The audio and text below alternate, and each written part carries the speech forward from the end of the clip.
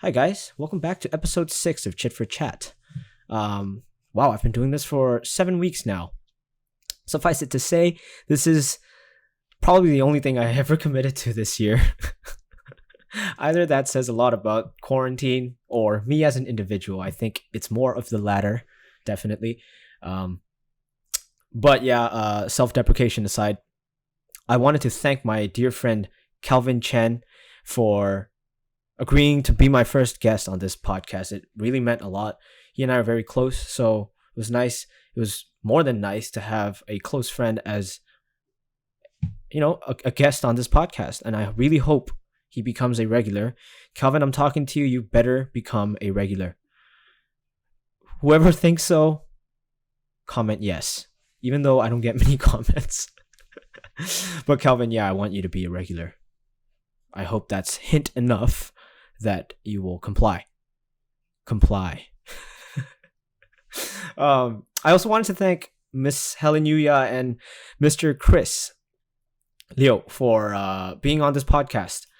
You guys are at your age. I don't even know what I was doing with my life, but you guys seem to have your crap together, your life together.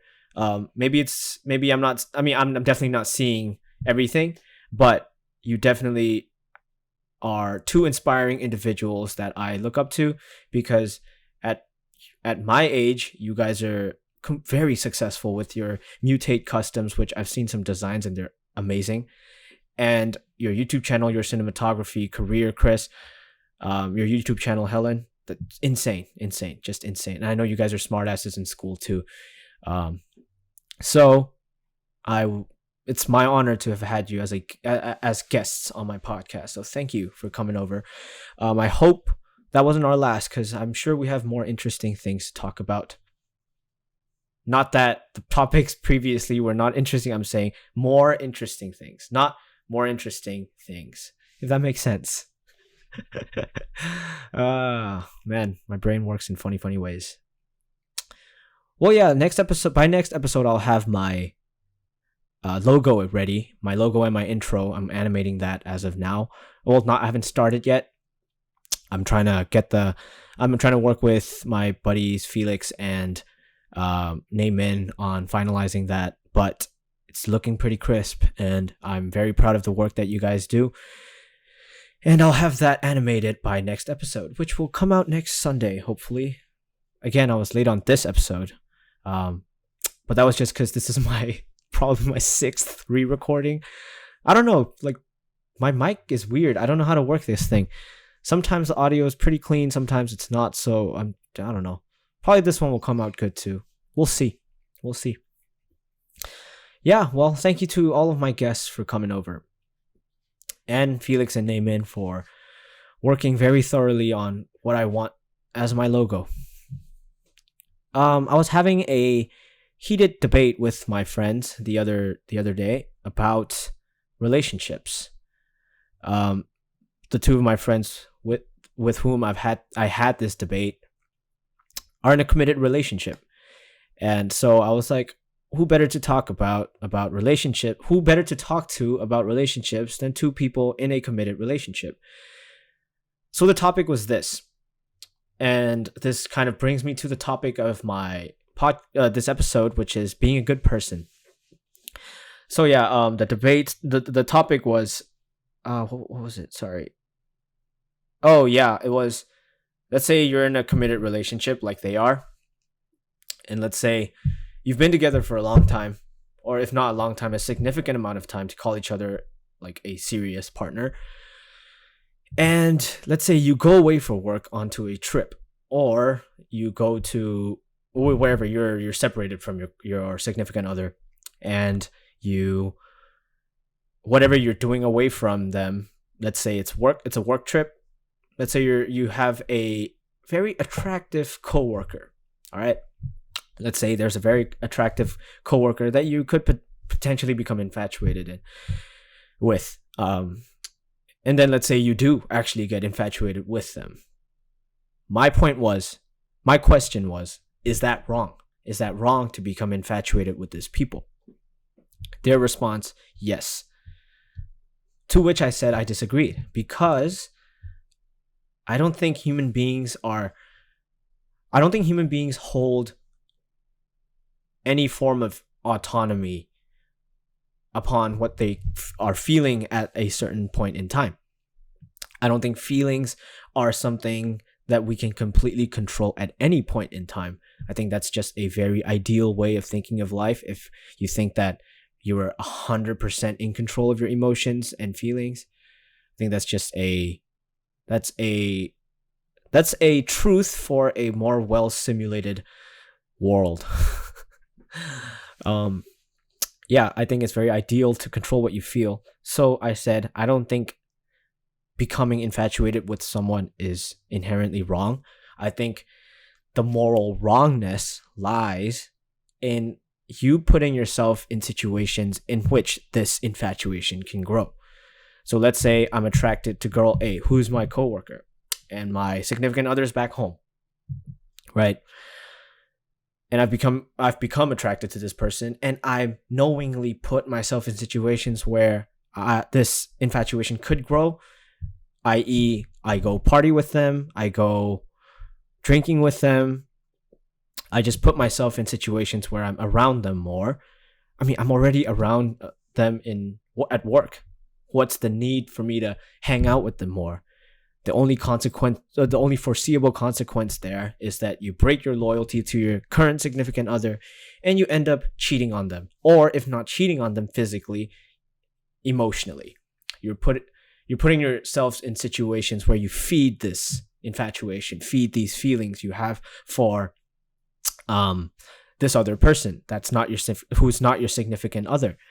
And I think that's where the moral wrongness lies. They disagreed. My friends disagreed. They thought that feeling it in the first place is a wrong act in and of itself. But like I said, having total agency over what you're feeling at a certain point in time, I think that's completely ideal. I think that's equivalent to a computer program running perfectly on a first run. You got to debug here and there. Oh, that's a bad analogy. I don't know why I said that, but you know what I'm saying. You're not going to be clean 100% of the time. Human beings are not clean 100% of the time. There's some moral grayness that exists within all of us, even falling off the edge of moral wrongness sometimes. But I feel like it's the physical actions, the external projection you make that you could control. Like, for example, not putting yourself in situations where your feelings for someone else who's not your significant other could grow. So yeah, well, that's my 2 cents on it. I don't think it's wrong for a human being to feel a certain way. I think it's wrong for them if they think the consequences of those feelings are morally wrong and they choose to nurture those feelings, then you're a bad person. You know? Then you're putting yourself into risky business. Then you're saying, fuck it to my significant other, and then bam, you're out at a party with this woman. That is something I would consider wrong. Yeah, but that got me thinking about the topic of this episode, which is being a good person. The thought experiment itself won't necessarily relate to what I'm going to talk about, but then it did bring me to the point of what it means to be a good person in this world, because I would consider myself a good person. You know, I have friends who love me. I have friends who I love, and I wish nothing but good for them. I wish them nothing but success, happiness, all that good stuff, you know. So therefore, I think I'm a good person. I think I'm good to myself too. Well, sometimes we all have self-destructive habits. I'm not going to name anything, but yes, we all have self-destructive habits. Where was I going with that? God damn it, my mind, man. What was I saying? Oh yeah, I consider myself a good person. But I feel like defining good as a static trait, I feel like giving goodness a list of criteria is kind of naive. Well, if not naive, short-sighted, because we're ignoring this entire factor of the unpredictability of life, you know? Life throws shit at you. Life kind of blindsides you every now and then, even daily on sometimes. So like, you can't You can't define goodness as a static thing, because then you're just setting yourself up to feel bad, to feel sad, to feel angry when the circumstances of life do not line up with this definition of good you conjured up for yourself. Like, if on a broader level, if I am what I define to be a good person, but circumstances of life aren't allowing me to be that good person, then maybe some compromise has to be made, you know? It can't be this rigid rubric of a person being a good person, you know? Yeah. Where was I going with that? Yeah, so I consider myself to be someone who was almost naively nice to people. I'll get taken advantage of a bunch of times, more times than I'd like. But I mean, we forgive and forget, we change, we do better. But yeah, I would consider myself someone who was kind of blindly faithful in people, almost to a point where I was compromising my own character to tend to the needs of these people. Yeah, these people kind of know that you're always nice to them, so they kind of take advantage of that. So this kind of relates back to what I wanted to talk about, which is you compromising yourself because life throws weird shit at you. Does that compromise you as a good person? And I don't think so. Because we grow up at least I did. I grew up romanticizing the world. I grew up watching movies that painted heroism as this wonderful thing that you should always strive for. You should always be good to people. You should always be a flat character. You should always be good, right? That's how I grew up. That's the perspective of the world with which I grew up. But I think that's a little immature. And I'm not dissing movies and stuff for glorifying these values, because you should be heroic. You should be good, or at least what you define to be good. You know, you should always try to be the best version of yourself. But what's not shown in popular mainstream media, or what's not told to people, is that some what people will call textbook negative traits, like selfishness and stuff, I don't think they're inherently bad. I think those are traits like pride, selfishness, keeping to yourself, not caring about others. I think those are traits that aren't inherently bad, but only bad in excess. I think those traits are, in fact, layers of your personality that keeps you from being taken advantage of, keeps you from drawing boundaries, keeps you from letting people invade your life without any benefit to yourself, you know? Because that's what friendships are, that's what relationships are. There's mutual benefit to each other. Speaking in the most empirical terms, there's mutual benefit to each other. I'm not meaning that as I'm only friends with people that have benefit to me. I'm not talking about that. I'm just saying friends make each other feel good. Relationships, two people in a relationship make each other feel good, right? But these traits of selfishness and stuff, they need to exist within those things too. Because I feel like otherwise you're a doormat. You're a blank canvas that the other person's always painting on. You're a doormat that the other person's always stepping on, you know? So in that, it becomes what you perceive to be good traits, like being nice, being available all the time, being giving all the time. Those traits start to make themselves kind of toxic because you're unrelentingly giving them to people. You're relentlessly giving yourself to people. And if life is a numbers game, then you're bound to give that to the wrong people, you know? And because of that, I think being nice to people and stuff should be kind of not dormant, no, kept in check, so much so as much as the negative traits should be kept in check. You know, being good, I feel like, is an all-encompassing term in which you're a good person to yourself, to others, and in general, a mature, level-headed person who extends empathy towards others and yourself. And if you're always being externally nice and stuff, and you're feeling shit about it because you're not getting anything in return, and just being blindly good to people, and here I'm using the textbook version of good, which is just to be nice to people and stuff, and you're doing it blindly to people who don't deserve it, then you're not being a good person, because you're not being a good person to yourself. I think being a good person like one of the biggest aspects people forget about that is being good to yourself. Because if you're not good to yourself, what are you? A free spirit that's only providing for others? What about yourself? Where do you come in if that's the case? So yeah, I think goodness is relative to shit that life throws at you. But that doesn't mean you're compromising your values either. You're more so kind of like editing your personality, kind of adapting to the fickle nature of life. I don't think you're compromising your values, because I feel like you can become stern, you can set your own boundaries, you know when to say no and stuff without compromising your own values, because that's what you're doing when you're saying no, when you're saying enough is enough. That's just you drawing the boundaries because you see something unfair in the relationship. And yeah, that's not compromising your values. Compromising your values would be like cheating on someone. That's compromising your values. Oh, sorry, there's something in my chest. Oof.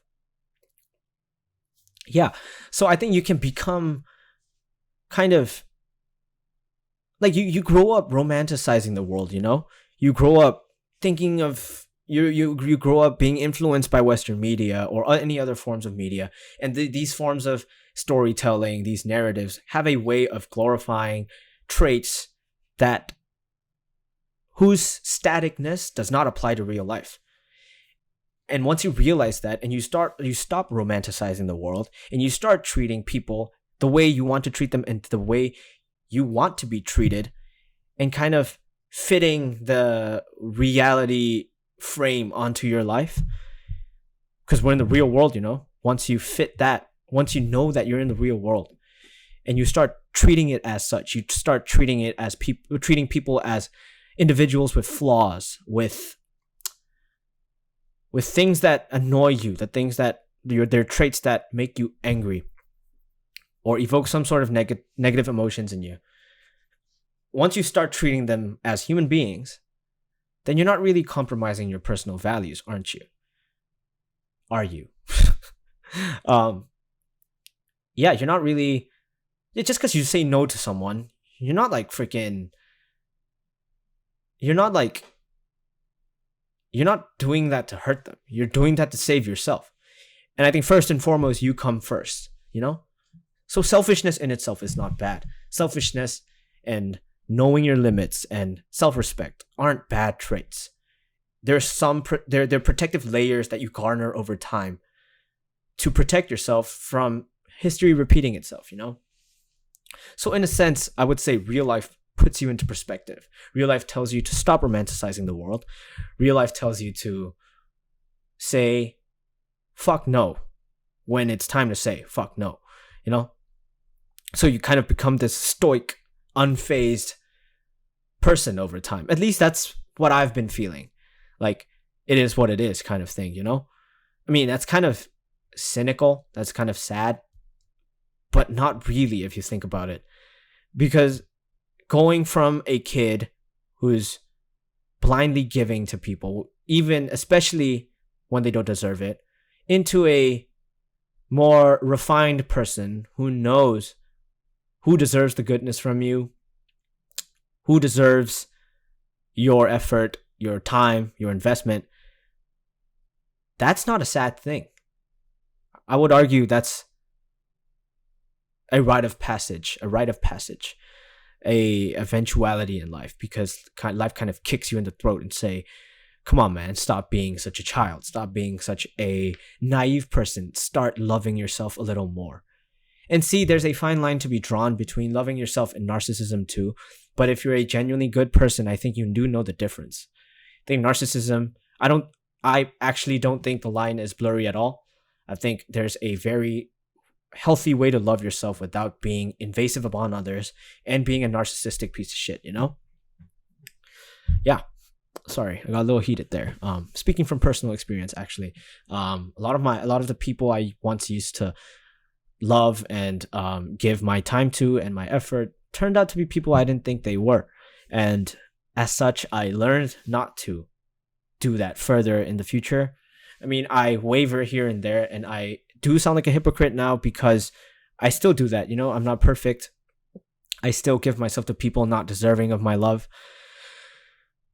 But I feel like those experiences will only narrow down over time because life is evolution. You know, you're not the same person you were even 6 months ago. There's some incident at any point in your life that makes you kind of change. But of course, you could fall off the other end and become a bad person as a result of such said change, you know, because if like that kind of relates back to the whole setting your boundaries up too. You have to set your boundaries up for yourselves as well, because if you just generalize everything and be like, oh, just because this one person doesn't love me, just because this one person doesn't give back to me, I should just stop giving to everyone. Now that's a toxic mindset in and of itself, you know? So I don't think I'm saying anything insightful here, but this is a topic that I really want to talk about because I don't know, I feel like I was one of those kids that was like, oh, hi, I'll do X for you. I'll do XYZ for you. Even if you've done nothing for me, even if you've not shown yourself to be someone trustworthy and worthy of my time, I will give it to you. I used to be that kid, you know, so I get a little worked up about these things. And I do think I'm getting better. I do think people do get better. I think that's just an eventuality if you're smart. I think that's a big caveat is you need to realize that you're being dumb and then make the smart decision not to give to person X anymore, you know? Yeah, I would argue it's a little bit more on the cynical side to think of such things. But there's nothing wrong with healthy cynicism. Healthy cynicism keeps you from being a blind person. Healthy cynicism kind of keeps you from falling off the naive end, and being smart about it and drawing boundaries for yourself keeps you from falling off the other end, which is you becoming a shit person altogether. Like, it's very easy to generalize, you know, if let's say person X doesn't give back as much as I give them, doesn't mean I have to extend that same kind of, not cynicism, but same kind of restraint. Like, I'm not going to give to person X anymore, you know? You don't have to extend that sort of restraint towards person ABC because they've done nothing to you. So my point is, like, you shouldn't generalize.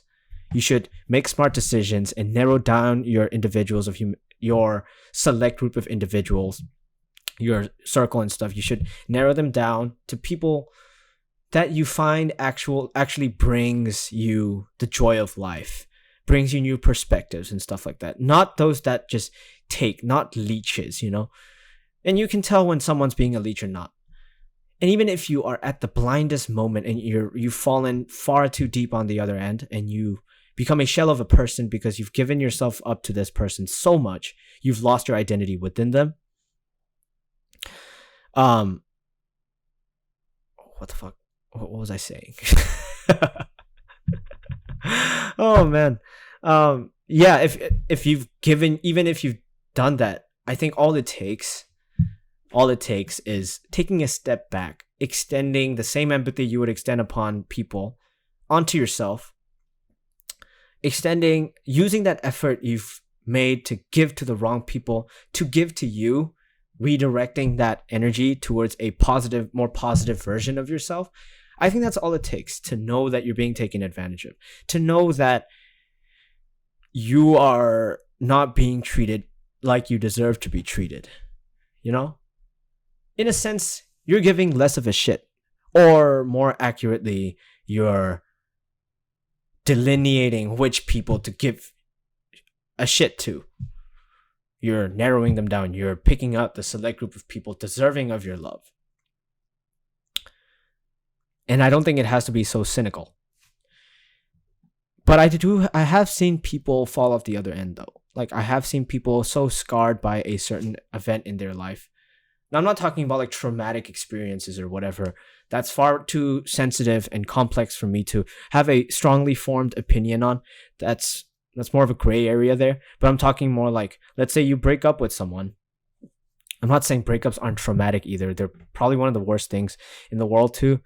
Yeah, like let's say you break up with someone and then you become this terrible person as a defense mechanism to whatever you're feeling because of the breakup, to whatever you're feeling towards what your ex-girlfriend/boyfriend did to you, and you're changing completely. You're going off the other extreme and becoming a terrible person as a result. Like, you shun everyone, you don't give a shit about anyone anymore, you lose your friends. Then in that situation also you need to take a step back and then extend that same empathy you would extend to people towards yourself, and then know that me being like this has no benefit to myself, because life's all about human connection. I feel like cutting down all the things you could do, that the abilities you possess, and like politics, science, and whatever, you cut them down and all you're left with is human beings forming relationships and connections with each other. I feel like that's one of the biggest points of life too, because we're all in this kind of together. We're all like put in this earth without consent. Thanks, mom and dad. I'm just kidding. Yeah. So like, extend that empathy towards yourself and say, there is no point in me being this negative. There is no point in me acting this way as a result of something some individual did to me. In the most empirical sense, that's very short-sighted, because you have 8 billion different people to interact with, and you're basing your interaction, you're controlling your interactions with them through the lens of what one individual did to you, or however many finite amount of individuals did to you.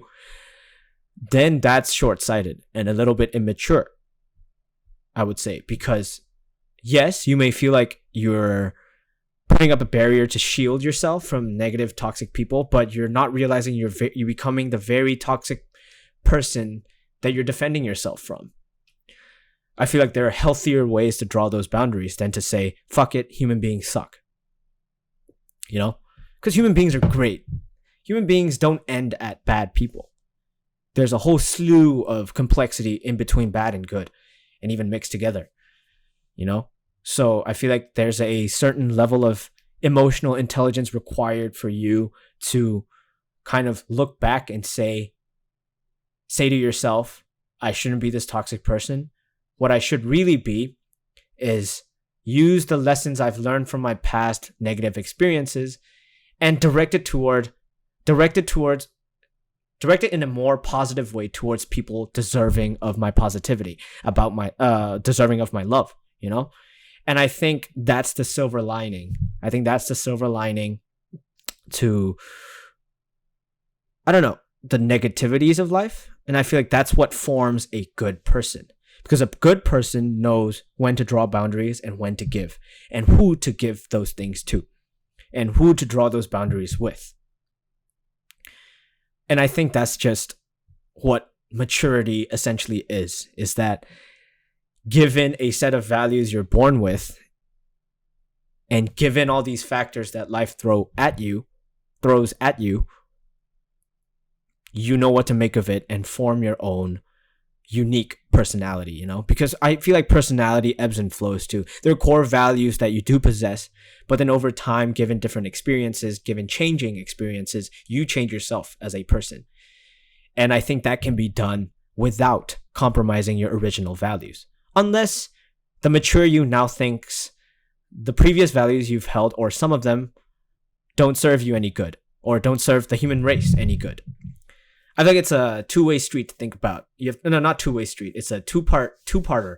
You have to first think of yourself and how that's affecting other people. So 2 parts to it. I think that's what encompasses a good person. I think the sad thing is that most people confuse being good for being just good to other people. You're forgetting the whole part about being good to yourself too. Because someone who's good to other people and any and all other people and not good to yourself is not a good person, because you're not extending empathy to yourself. You're not seeing how you're being hurt. Or even if you are seeing it, you're choosing not to do anything about it. So in that, you're kind of torturing yourself. You're kind of saying, oh, I don't deserve the level of respect I'm willing to give others. That's like, it's like saying you only want to be in a relationship. I'm a firm believer that you can't be in a relationship unless you're happy alone. And very much like that, you can't be a good person towards other without being a good person to yourself. I don't know if those two analogies related at all, but you know what I'm saying. You can't be a good human being unless you're good to yourself. Yeah, I think I wanted to talk about that specific topic in this episode because I see many people, myself included, fall victim to the whole, oh, to be a good person, I have to be uncompromisingly good to others. But where do you come in? Where do you yourself receive that kind of goodness that you're giving to people that don't deserve it? Like, just redirect it a little bit. I mean, it's definitely easier said than done. But like I said, I feel like the inertia of taking a step back and admitting to yourself you're being toxic to yourself, I think that's infinitely harder to do too. But once you do take a step back, then it's almost hard to not see how you've been toxic to yourself. So I guess the point of this episode is how to be a good, none of that how to be shit. No, that's what I did in my YouTube channel, and no, I'm not giving advice. I'm not good at giving advice. I'm still correcting myself as we go, as life goes on. So I'm not in any form of, I don't have any form of authority over advice giving. I'm still a naive mofo. And yeah, I'm not giving advice. I think the point of this episode is just how I see the line between being good and being naive, and being good to yourself, and how that all ties together to make yourself a very mature, intelligent human being, because intelligence lies in emotion and how you treat yourself too, Yeah, but I guess the silver lining to the negativities of life is maturity, because flat characters as you see them in movies, like Captain America, he's just an all-round good guy. Even when people around him does not deserve it, he believes in redemption and he gives people a chance at redemption. Or like Daredevil, it's a Marvel character if you don't know. Daredevil, he never kills anyone because his morals are that everyone has a chance at redemption. While yes, I do agree, and that's a very good moral to stand by, a good value to stand by, I feel like there's a caveat to it. But what if, like, for example, what if you've given person X so many chances at redemption, so many chances at being good to you, now they can't give that to you. So you cut them out and decide to be good to yourself. Fill that void in of the void of them not giving you the goodness you deserve. And so you give it to yourself, You're entirely capable of being good to yourself. Learn a new skill, read a book. I don't know. Watch a movie. Be good to yourself. Take care of yourself. Self-love.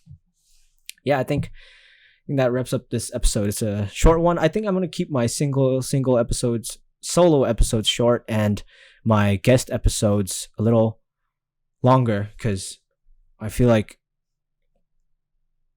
cutting or I feel like me talking for an hour, one, I'd run out of breath, and two, I don't think people have the attention span for that. People barely have an attention span for the guest episodes either.